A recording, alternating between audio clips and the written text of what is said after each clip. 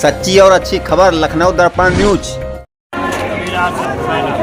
यहाँ काशीराम स्मारक में जो क्या करने आए थे?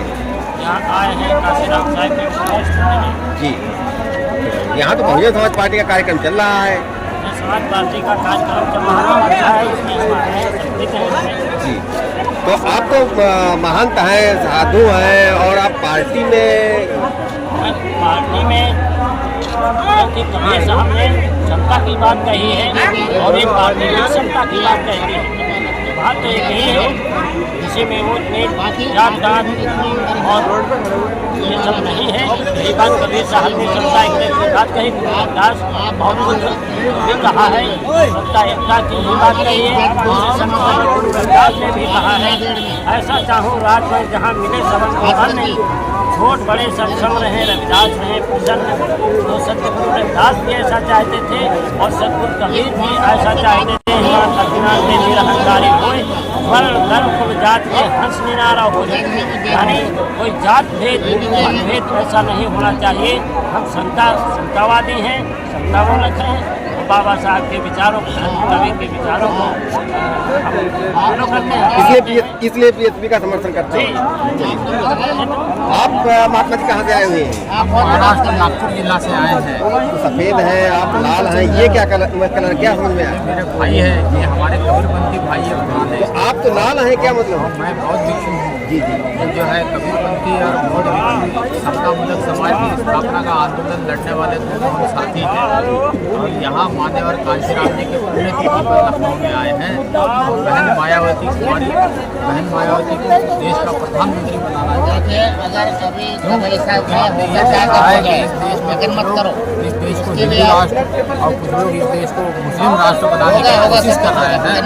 ऐसे लोगों को जवाब देने के लिए बाबा साहब अम्बेडकर ने 14 अक्टूबर 1956 को बौद्ध धर्म की दीक्षा लेकर ये संदेश दिया था कि इस देश को यीशु का स्थान नहीं, ये देश को बुद्ध का स्थान बना। तो आप बौद्ध धर्म के लोग तो कहते हैं कि हम संघर्ष नहीं करते, हम हत्याएं नहीं करते। तो आप क्या संघर्ष करने के इरादे में है? आप देश को बांटना चाहते हैं?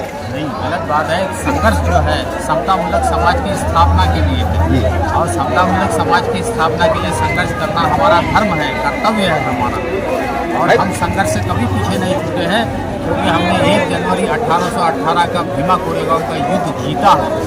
इसलिए हम लोग संघर्ष में किसी भी मामले में पीछे नहीं रहेंगे। लेकिन इस देश में जो मनवादी ताकतें हैं उसको मौका मुंह तोड़ जवाब देकर हम समतामूलक समाज की स्थापना करेंगे। ऐसा हम आज के दिन संघर्ष करेंगे। भाई, कुछ लोग हिंदू राष्ट्र बना रहे हैं, कुछ लोग मुस्लिम राष्ट्र बना रहे हैं, आप बौद्ध राष्ट्र बना रहे हैं, इसका क्या कहना? आप विवाद करना चाहते हैं? नहीं, हिंदू राष्ट्र बना देने से, मुस्लिम राष्ट्र बना देने से मुल्ला पंडितों का राज रहेगा।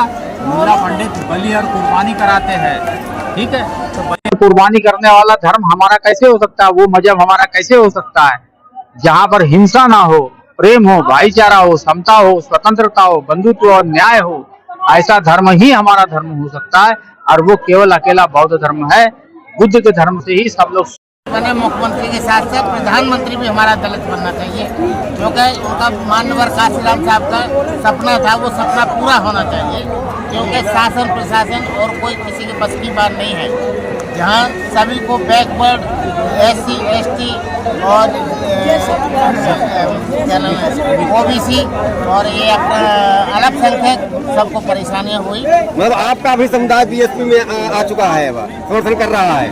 बीएसपी का मतलब ये है कि जो अच्छा शासक है उसकी हमें शरण लेनी चाहिए और उनके साथ रहना चाहिए हमें।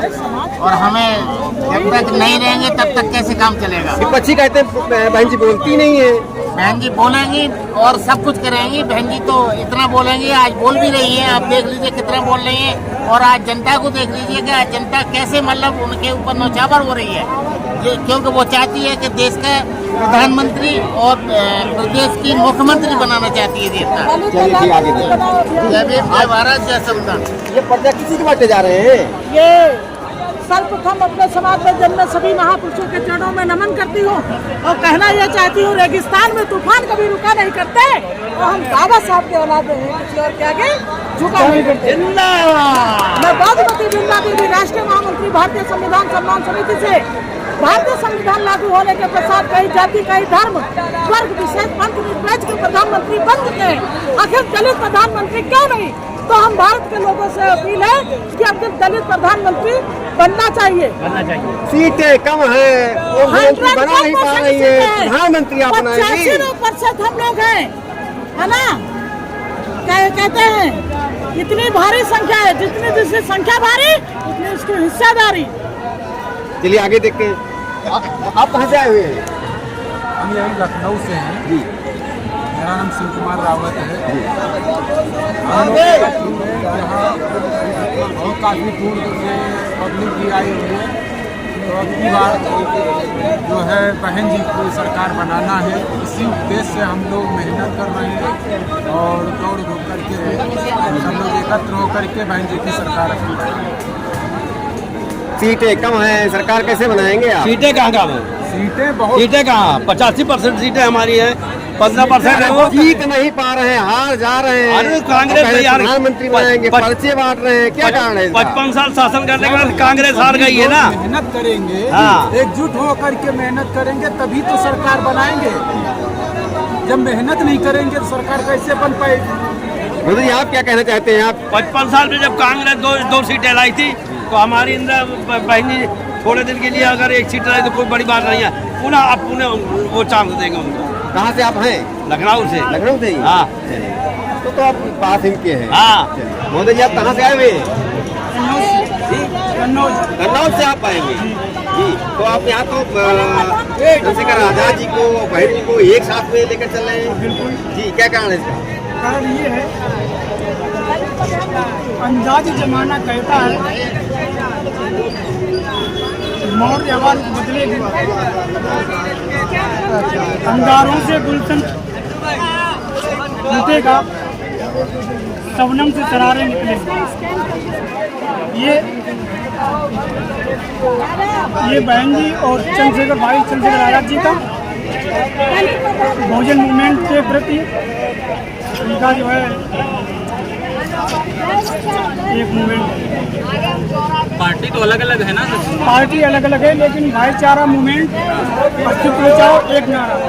क्या लगता है भविष्य में एक साथ आएंगे दोनों? बिल्कुल एक से एक साथ 27 में एक में 27 में भी और 29 में।